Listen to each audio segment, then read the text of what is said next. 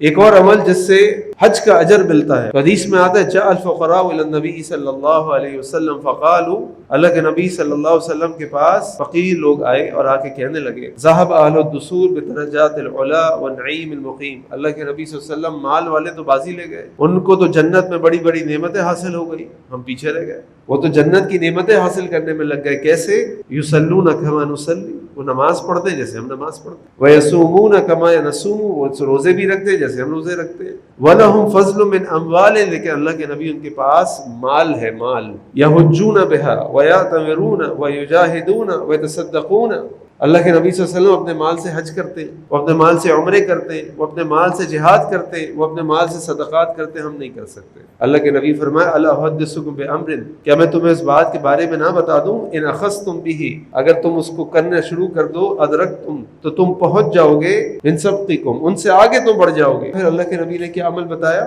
یعنی ہر فرض نماز کے بعد یا ہر نماز کے بعد اگر ہم 33 مرتبہ سبحان اللہ، 33 مرتبہ الحمدللہ اور 33 مرتبہ اللہ اکبر پڑھ لیں، ہمیں حج کا، صدقات کا، عمروں کا اور جہاد کا ثواب مل جائے۔ اللہ کے نبی کی حدیث ہے کہ جو شخص فرض نماز پڑھتا ہے اس کے بعد وہیں بیٹھ کر ذکر کرتا رہتا ہے، جب تک وہ ذکر کرتا رہتا ہے یا اس کا وضو قائم رہتا ہے، اللہ کے فرشتے اس کے لیے دعا کرتے رہتے ہیں اللہم اغفر لہ، اللہم ارحمہ، اللہ اس کو معاف کر دے، اللہ اس پر رحم کر دے۔